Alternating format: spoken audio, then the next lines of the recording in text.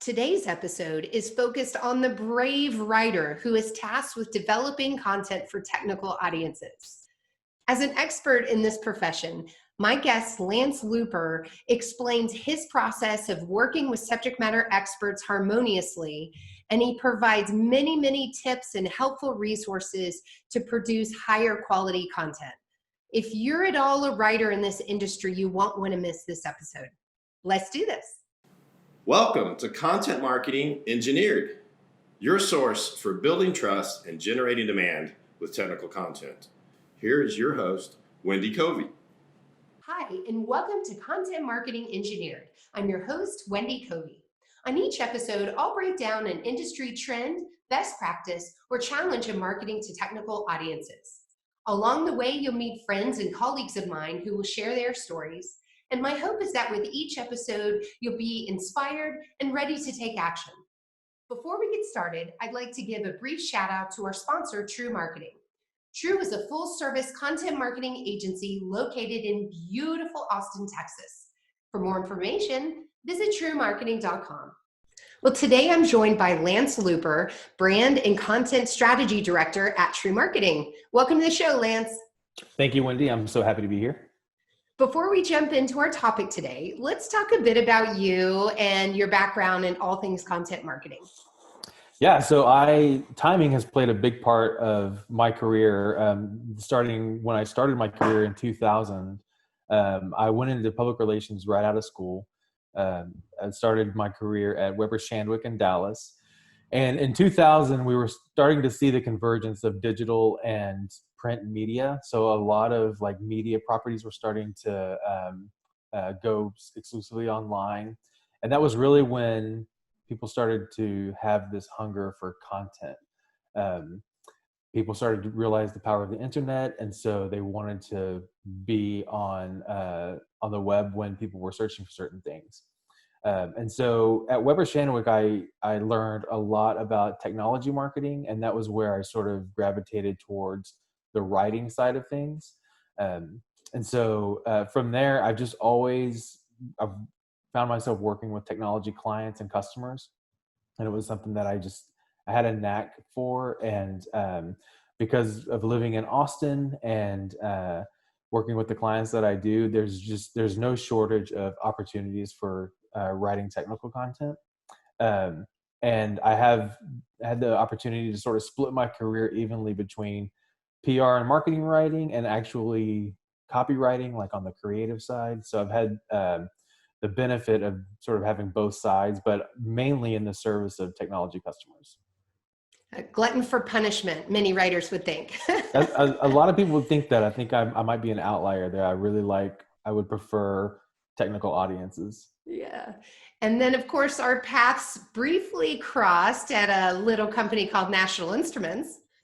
Yeah, in 2005, I joined National Instruments, and that was where my technical education began in earnest. So NI is a test and measurement company run by engineers, founded by engineers, in the service of engineers, trying to solve very complicated problems that are only going to be solved by engineering.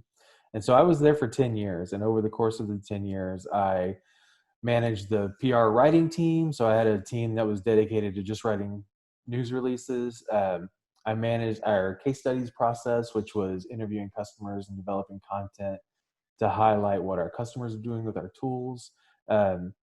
Towards the end of my time there, the last 5 or 6 years I was there, I managed the writing of the creative design group. So all of our advertising and our video production. So NI gave me the opportunity to sort of develop this sort of well-rounded approach to writing. There wasn't much that I wasn't able to do in terms of media types, social media, video production.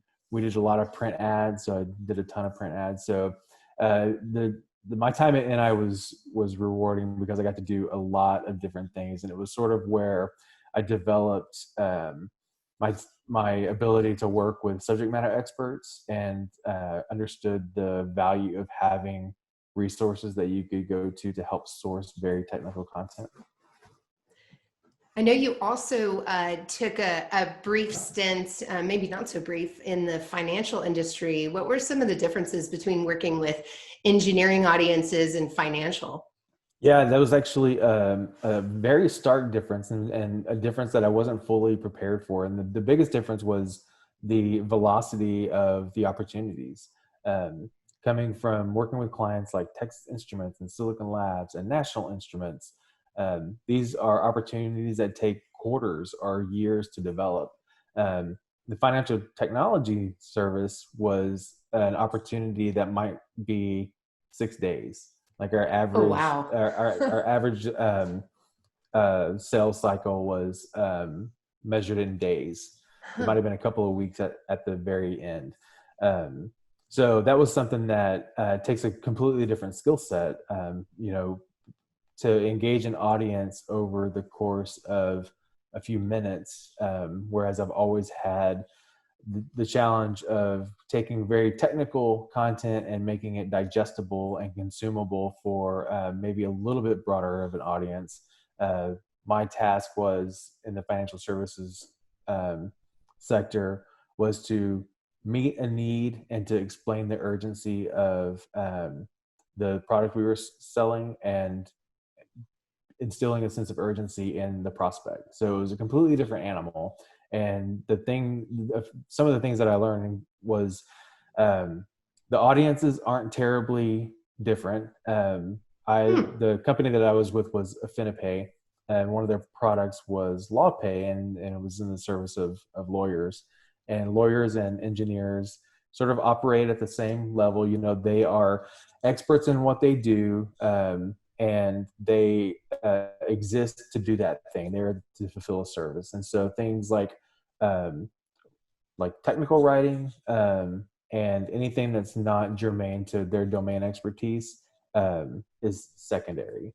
And being able to bring a service to both audiences is something that both find value in, but the way you do that is very different. So white papers for financial tech was not something that we used a lot.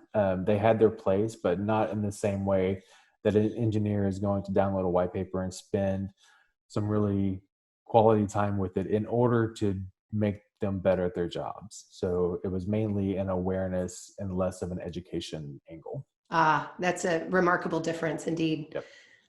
So I'm so thrilled to be reunited with you now at True Marketing. So briefly, just tell our listeners what you do today for True. Yeah, so my job is brand and content management. So I work with our clients, mainly technical and an engineering audience, to help distill their brand voice into what are the things that they want to offer the world and how do they want to talk about themselves. So we do brand positioning, and I'll spend time with them to talk about what are the aspects of their company that they want to come through in their brand values, their voice, like how do they want to talk to audiences, what are the challenges that they're here to solve. um, and through that process they start to realize these are the things that we stand for and these are the things that we offer. And as that can start to come through in the things that we develop for them, content, brand strategy, media strategy, executive visibility, then they start to really be able to sort of rally around what they are as a company. And in some of these companies, it's a conversation that they haven't had before. You know, they're focused on servicing their customers and they haven't been able to give the attention that they need to their brand. And so they've come to this point where they're like, you know, our brand needs work. It's sort of underserviced and we want to make sure that we're getting the value out of it that we need. Um, and, you know, current events being what they are, I think a lot of companies are taking this opportunity of quarantine to take a critical look at some things that they haven't before. So nobody's going to trade shows, and there's a lot of travel that's not happening that would otherwise keep people from doing some of these things. So a lot of the blocking and tackling is happening right now on a lot of brand strategies that I think works to the benefit of marketing organizations. And marketing, I think, as an industry is kind of having a moment right now. It's been great to see, everybody has a crisis plan. And I've never worked for a company that didn't have a crisis management plan, and then having the opportunity for everyone to put theirs in place at the same time. I think a lot of industries are stubbing their toes right now, but marketing is not one of them. Wonderful. Yeah. Oh, I can think of quite a few of smaller companies that I know that didn't have a crisis plan in place, but it's been fun helping them to quickly develop one. Like what you said about everyone putting it into action at the same time. Pretty incredible. Yeah, Well, it's been an interesting figure looking at the conversations. Everybody's having a conversation of, should we comment on COVID-19? right. And at first you're like, well, I'm an engineering company, maybe not, or I'm a financial technology company, maybe not. But then, when shelter in place happened and it became something that there was everyone was touched by it. Then everyone was like, we need to explain how this is touching our customers. And I have been really impressed with a lot of the campaigns that I've seen as a result of it. Me too. Well, let's jump into our topic today. So our focus is on the brave writer, such as yourself, who's been thrust or chosen a technical field and asked to produce content that's engaging, content that's deeply technical, and of course, perfectly accurate. And I'm in awe of you and the others who've chosen this profession, because it is not for the faint of heart. So having obviously managed teams of writers and been a writer yourself in deeply technical industries, what traits do best-in-class writers share? Well, one thing that I like to start with is a writer that is familiar with the inverted pyramid. The thing we all learned in our composition class. Being able to organize content into what's most important is really key, especially for a technical audience. Somebody is coming to your content from a technical perspective because they need to solve a problem. And the faster that they can solve that problem, the better your content is. You need to get the issue up front right away. We get caught up on how much time they spend with our content, and that's a valid, metric. But the best content that I interact with is something that gives me the answer and then is gone. So being able to organize the content is really important. For technical content in particular, I look for writers that are good conversationalists.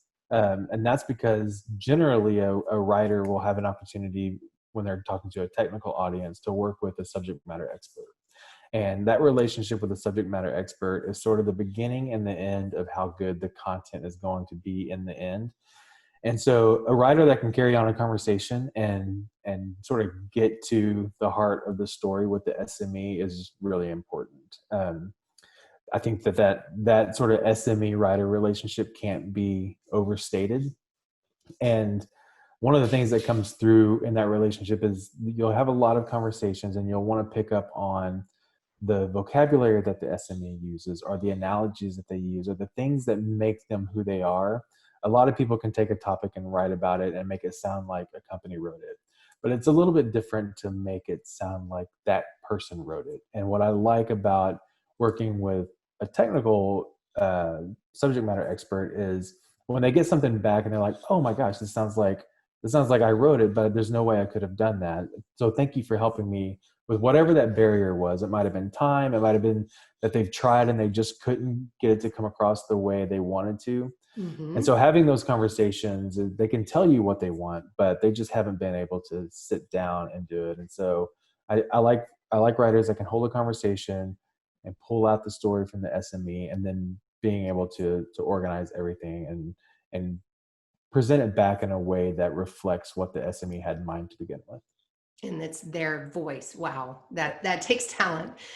Something that I often hear when I talk to prospects that are interested in hiring true marketing for writing is they want to find a writer that at least has had exposure to their industry. They're not expecting them to be an expert and all of that, but someone recently mentioned, I want them to know that when they hear specifications for this product and the numbers are high, they need to know, is that good or bad? Or they need to understand some basic acronyms so that we're not just having to explain everything from scratch.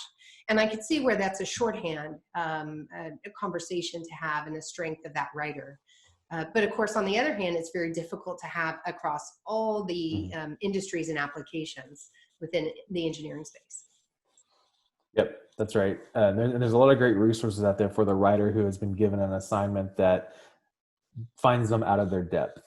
Like IEEE has a bunch of great resources. If you are on the hook for something that is completely foreign to you, they're a great resource for searching for it and then finding a lot of content about it so you can get at least a working understanding.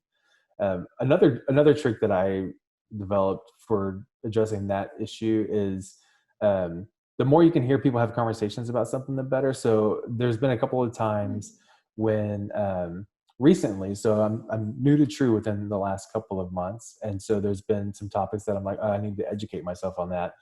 I could read a bunch of stuff, but the real value I've found is hearing people talk about it. So I'll go to YouTube or LinkedIn and find a talk or a presentation or a roundtable on that topic, and I'll just listen to the people talk about it, because that's where it really comes through and where that personality comes through. And when you hear things like how specs are used or what the what a factor of measurement is, hearing them in the acronyms in real life is much more valuable than just trying to bone up by reading. Oh, absolutely. That's great advice.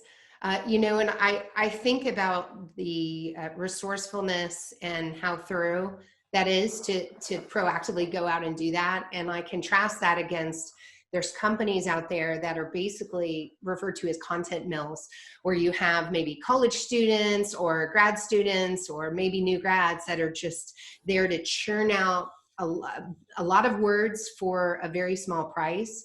And what you sacrifice there is that attention to detail and that thoroughness. So something, I guess, for our listeners to know if they're debating about different models of how to hire a writer is be wary of that model if they don't work with technical companies successfully. Yeah, there's few things more frustrating than searching for something that you need an answer to, and then finding something with a title that gives you the expectation this is going to meet my needs, and then having to read for 1,500 words before they get to the point. Oh. And so like writing for words or, just generating content for SEO's sake is easy to fall into that trap. Well, and think about that person's opinion of the company's brand. I imagine they're less inclined to want to work with them after that experience. Yeah. Well, you mentioned subject matter experts. So let's talk about these important partners to the writer. What is their typical day job, so to speak, at a technical company? And are they excited to speak with you, Lance, when you collaborate with them? Yeah, generally they're very excited because they're first and foremost, they're experts and whatever their job is. And because of that, their time is valuable. So they're pulled in a lot of different directions. They're managing a business unit, or maybe they're managing the company, or they're a product marketing manager and they have a portfolio of products that they've got their eye on. So their time is valuable. And being able to work with a writer is a privilege for them. And they're generally very excited. And they want it to be a productive conversation. It usually starts with a sourcing session. And it's the responsibility of the writer to plan and execute an effective sourcing session.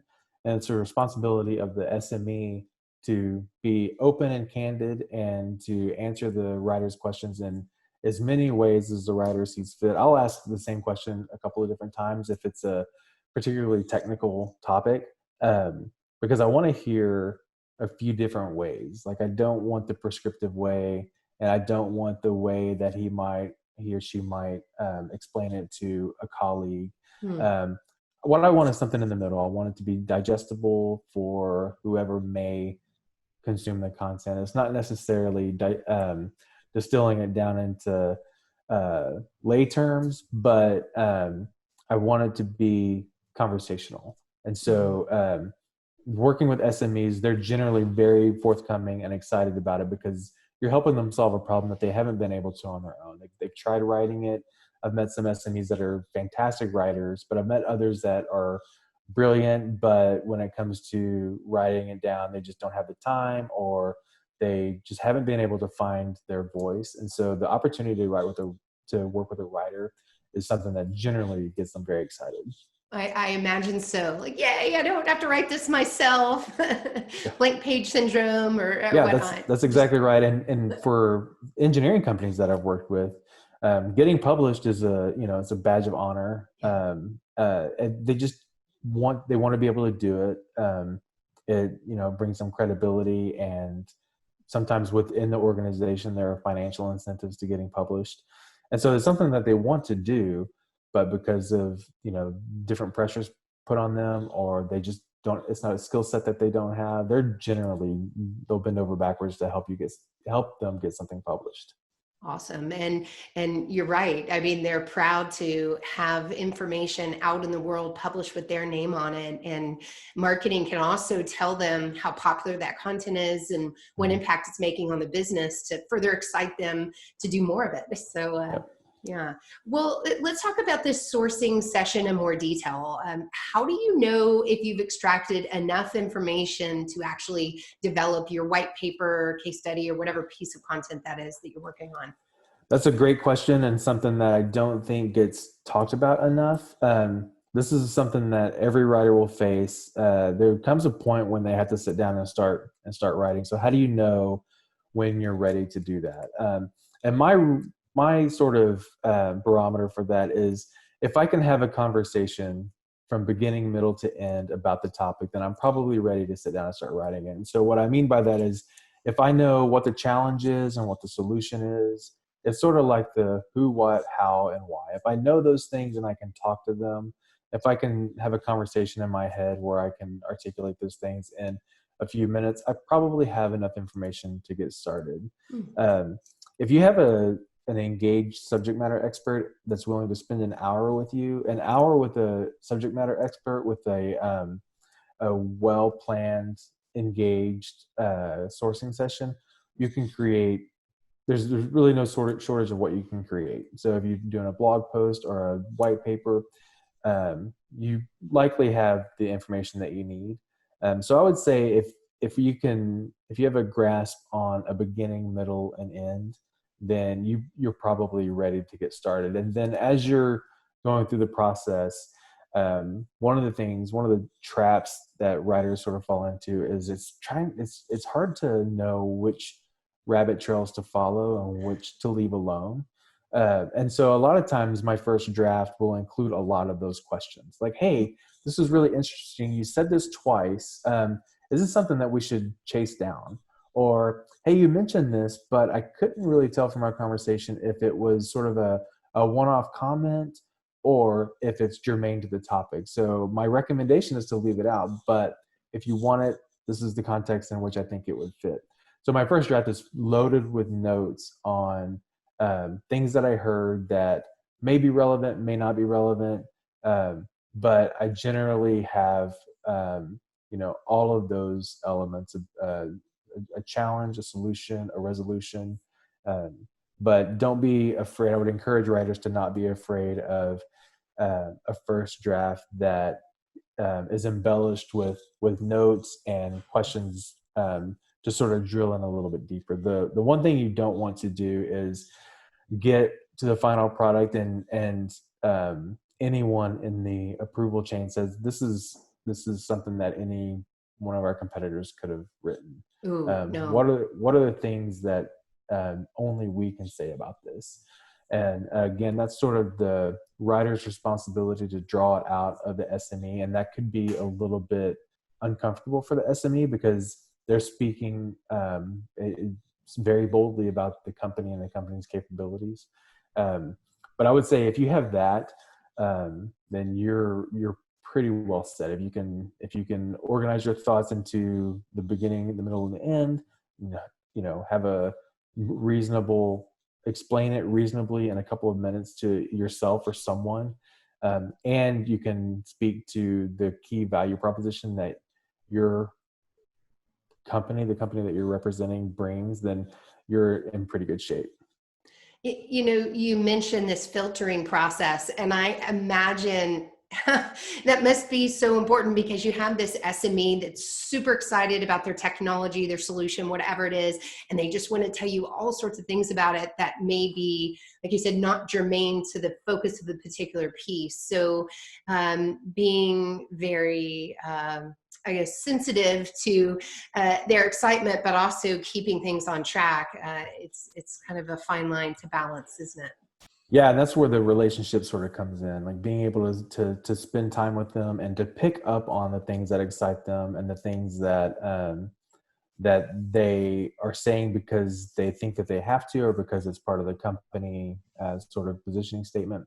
Um, I think that the going back to the writer SME relationship can go a long way towards answering some of those questions and smoothing that sort of filtering process out. Great. Well, you also talked about connecting this piece to the overall message of the company or the campaign, and I wanted to let you know. I don't know. I think maybe you heard this already, but one of my recent podcast episodes featured a guest, Peter Matthews from Knowles Precision Devices, and his role is he's a technical marketing manager. So he's not a writer, but he often interacts in this process, in the sourcing sessions, or helps the writer prepare for the sourcing sessions by connecting the overall messaging of the company or the campaign theme to why this piece exists, how it's going to be used, and just give more context around the project. And I imagine that that's pretty valuable to you. Yeah, I like Peter's analogy of a referee in the process. Um, that's definitely a luxury to have. It's a luxury to have even a writer in the process. If you can have a writer and someone from the larger marketing organization to sort of help shape the piece, that is an opportunity that should not be passed up, and it should not be taken lightly. I think that there is value in that sort of process and having more people involved. I think that there's a lot to be said about making sure that the SME and the writer are very happy with it, just the two of them, before it finds any life outside of them. Because the writer and the SME at that point have to be able to defend it. Why did we write this? Why did we say this? How do we back this up? It needs to go through some pretty good internal vetting just between them two to make sure that they're happy with it. Because the more people get involved, the more things are going to get, people want to put their fingerprints on things, especially if it's a high profile topic, or if it's an industry trend that's getting a lot of attention right now. Everybody's going to want to sort of say, ooh, what are we saying about that? What are we saying about Bluetooth angle of arrival? I want to read that. And so if the writer and the SME are shaky on the piece when it leaves sort of their possession, then it opens it up for a lot more input from people that may just have a casual interest. But I am all for bringing other people into the process, as long as the writer has a good control over it. That makes sense. Okay. So when it comes to actually writing the piece itself, I'm really curious about this. Are there any tools or reference guides? You mentioned IEEE earlier as a great reference, just to make sure that your writing is on par. And you'll laugh at me, Lance, but I hold a journalism degree from Texas A&M, but I was there back in the 90s, and the AP style book was all like the Bible. And I have a feeling things have come a long way since then. I have an AP style guide within arm's reach all the time. An old fashioned print book that I flip through, and there are certain sections that I go to all the time. I think that is just a good tool for any writer. Another really good resource, and this goes way back, is there's I don't even know if this is a thing anymore, but Newton's Telecom Dictionary was big in like the early 2000s, and it was basically any acronym for um, uh, at the time, everything was this convergence of connectivity was happening, and so everybody was sort of learning about all these protocols and standards. And this was a 1,000-page volume that just explained all of those things. So if you come across a term, Newton's Telecom Dictionary was something that I used a lot. But there's a couple of publications that IEEE has that are great resources. A lot of times I'll do a sourcing session and I record them. I would recommend doing that because it's really hard for me to take notes and have a conversation. And a lot of times when I'm doing that, I'll go back and I'm transcribing the conversation, and the subject matter expert or the person that I'm talking to will say something that it, I can't tell what it is. Like I just can't tell what it is. So I've written it down, and a lot of times it's an acronym, and they've either said the acronym phonetically or they've said it and it's something that I've never heard of. And if you haven't heard an acronym before, and the first time you're hearing it instead of reading it, it's a little bit disorienting. And so Sure. there is a lot of technology companies have acronym libraries. National Instruments had one that was very useful. So there's a couple that I have that I can share. That it's just a really good resource for those things that come up from time to time that you're like, I need to educate myself on this certain wireless standard, or what does this 6-letter acronym actually mean. So those are a good one. Uh, there's a copywriting book called Hey Whipple Squeeze This Come that again? What's it called? it's called Hey Whipple Squeeze This, and it's I sort love of it. the gold standard for copywriters. Oh, I find it valuable because it's really about the advertising industry, but I picked up a lot from it in terms of how to shorten things. I tend to be a little bit long-winded in my first draft, and a lot of times when I'm talking to engineers, software designers in particular, we tend to take a while to we need to set things up. And this book, Sullivan is the author's name. Uh, he does a really good job of challenging that, and having you ask, why is this 6 words when it can be 3 words? And so mm-hmm. that's something that I take personally, because when I'm contracted to write something, when the SME gets it, even that first draft, I just wanted to sing for them. You know, Yeah. they've invested time in it, and so the minute that they read something that is fluffy or unnecessary, I just like that's sort of the worst case scenario for me. Is I would rather have the I would rather on my first draft risk getting the technology wrong than presenting something back to them that is unnecessary. Mm-hmm. So I think that that book's a great resource for challenging you on how much of what you're writing is actually necessary. Um, and then I think the AP Style Guide is great.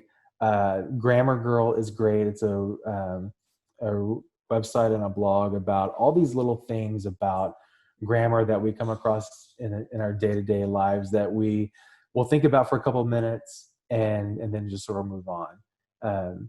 But Grammar Girl does a great job of sort of breaking things down. And it doesn't take a lot of exposure to something like that before you start to pick up on the principles. And so a Right. little investment in learning about sentence structure and why punctuation works the way it does can make you a stronger writer now and in the future. So I think a little bit of that goes a long way. But the Microwave Journal, IEEE publications, those really deep technical Mm-hmm. journals, I would spend time with, because they know their audience. They know how to talk to an engineering audience.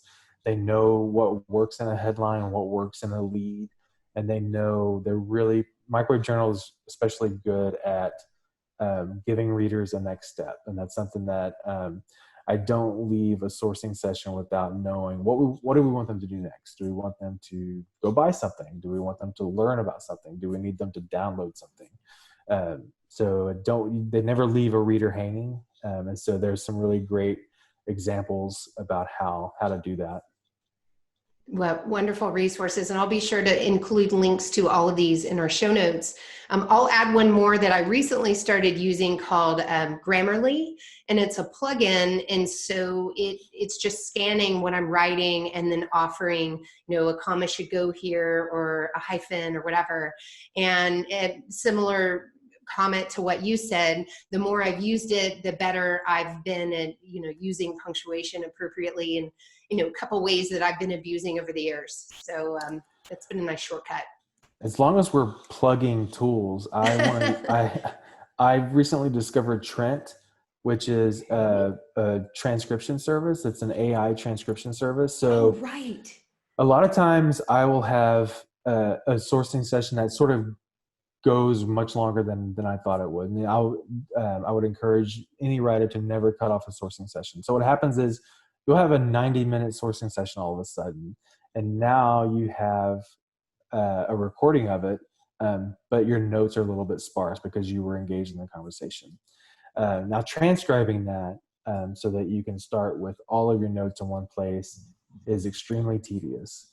And having to undertake such a big project before you even start the writing project itself is a little bit painful. Trent is this AI transcription service that I discovered that is just bananas. It will translate your video or audio file in less time than it took to actually make the recording in the first place. So it's not perfect. You'll get it back, and there'll be some things that are garbled, and it doesn't. But it's 80 or 90% correct, which is great for a writer who has just completed a sourcing session and they want to get right to writing, and they want to go to 45 minutes into the video. My SME said this. I want to get to it and remember what that is. That is probably lately the biggest tool that I've been using, and it's been a little bit of a revelation because it saves me so much time. And, I'm so excited you found that tool, because we're going to start using it for our podcast to add transcripts. And, with it being that close to perfect, it's not too arduous to just read through it and correct whatever's wrong. So what a wonderful shortcut. Well, Lance, clearly there's a lot that goes into crafting excellent technical content. I'm in awe of you. This is not an easy job. So what do you enjoy most about doing this?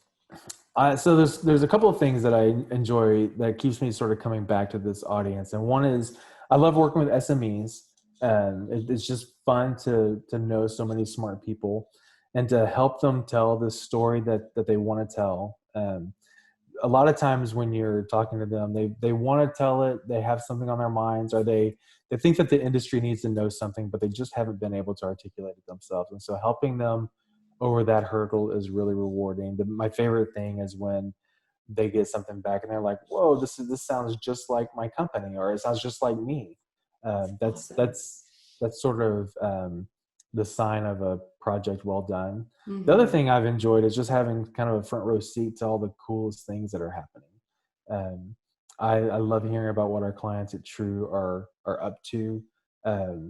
I spent the 4 years before that at Silicon Labs in the chip industry, and sort of was able to see where the Internet of Things was going. And before that, it was National Instruments, and all of these great things that are being tested and measured and made better.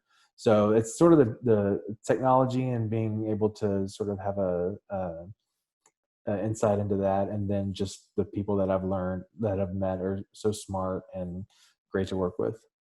Awesome.